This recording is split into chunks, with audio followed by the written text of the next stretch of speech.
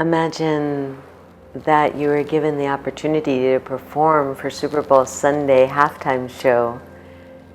What would you give? What would you emanate? What would be your gift to the world? That was exactly the question that an interviewer asked me, and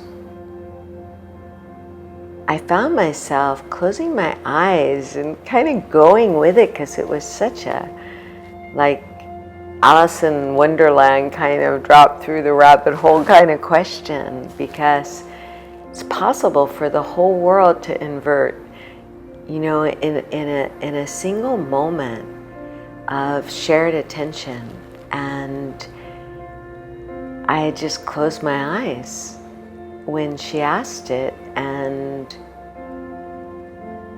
I saw everyone rise up and put their hand on their heart and begin to pledge allegiance. And suddenly I could see this inversion happening out of the field of quantum possibility. It's like, instead of there being a symbol of a nation or an ideology that they were pledging their allegiance to, they were standing there in a heartfelt pledge, pledging their allegiance to the children.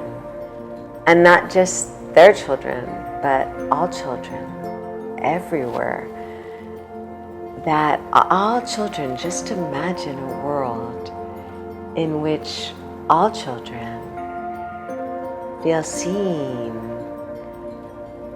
that they're reflected back the beauty that they are and the uniqueness that they are, that they can taste it through the joy of being received and seen, right? And to be safe so that they can really land fully into the gift of embodiment and feel home, and not awkward and slightly outside a distance from themselves because they've been traumatized or they're so averse to shame that they're reactive and protective and sort of defending and upholding an image of themselves is sort of the primary preoccupation of the self.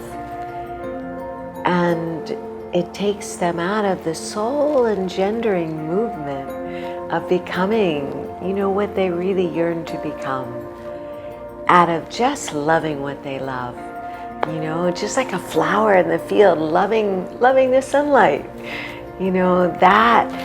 that expression of spirit blooming forth, consciousness as form into the world, drinking in the world that's offering itself at this moment, and then kissing back by just smiling in the gratefulness of receiving this moment. And so when I saw this inversion, I suddenly realized, wow, I'm standing on sacred ground. And I begin to call in the ancestors to bless this moment, and bless the children with me. And suddenly I felt like I was standing on the shoulders of one of my foremothers, and I was reclaiming her courage, first to stand up to the challenge of defeating slavery finally in the United States, and writing the Battle Hymn of the Republic to really impregnate, in a sense, or flame the fire in the belly of the people that we cannot give up. We can never know a country of freedom on the backs of slavery. And once people awaken to that clear destiny, calling them to meet them in this moment, then she met the women just after, and as a spiritual activist, really feeling like those women who had never been baptized, in a church, in water, were baptized in their tears, the incredible grief. I mean, it just brings us right back to the synchronicity with this moment in time, when so much of us in the world have faced the loss of loved ones and the loss of jobs and the loss of freedoms. And we can take this moment also to stand strong, like she encouraged the women in the Mother's Day proclamation that she wrote, to arise, all women who have hearts. You know, whether their baptism was that of water or of tears, to be too tender of the women of other nations to ever send our sons to injure theirs. So I would like to, as a little love letter that I am sharing with you on this Mother's Day, in lieu of being able to gather together and celebrate our humanity and our interconnectedness and our freedom and our sovereignty, we can gather together in music virtually. And hopefully the words of Julia Ward Howe, who Bob A. Irving so beautifully put to music and played on the organ that he plays in this old church in Chicago, which was one of the first stations that slaves on the Underground Railroad were taken to their freedom in the North before slavery was abolished. And it is on that organ that he creates this jazz fusion with all of these people, from singing lullabies and blessings and rites of passage and embracing their children within their pledge. Yeah, to meet all children everywhere this Mother's Day with love and blessing. Thank you for your kind attention.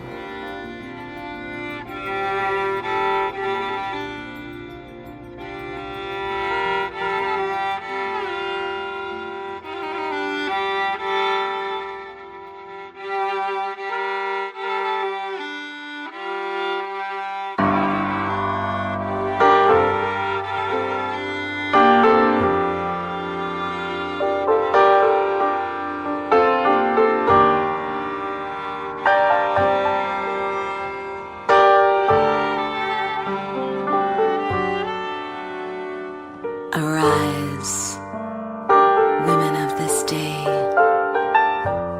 Arise, all women who have hearts.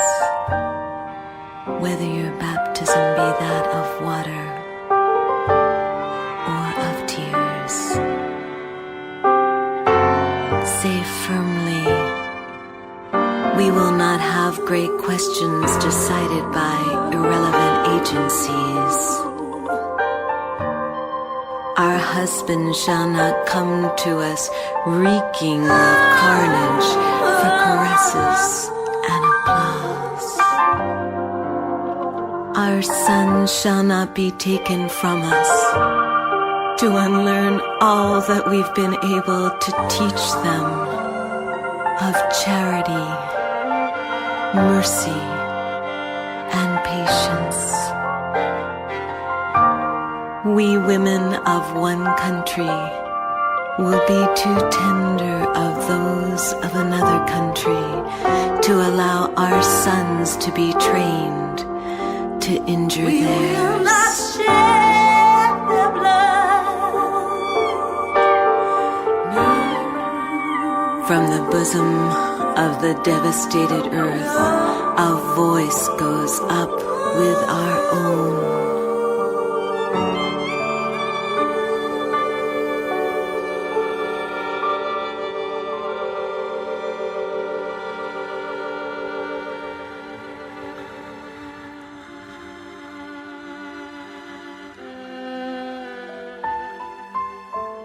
Find a quiet space. Every space you enter, loving, is sacred ground. Invite into this space all those beings whose light has made this moment possible, and they will come. For now is the only reason we ever existed. Bless the children waiting to be born. I pledge allegiance to the children, to meet them in their power, so all children everywhere feel seen, safe, supported.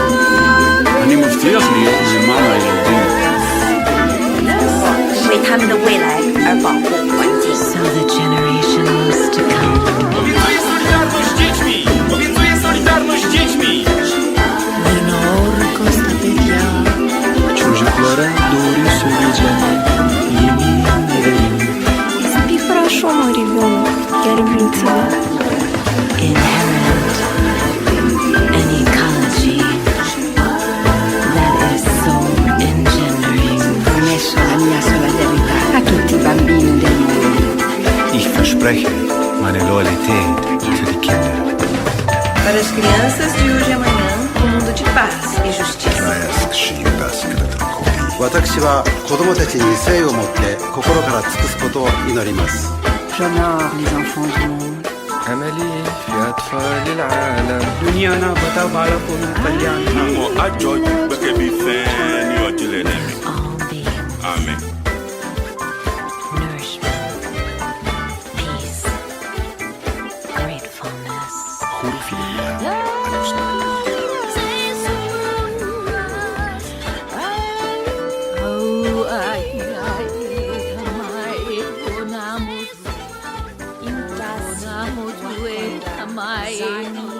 Zikachi,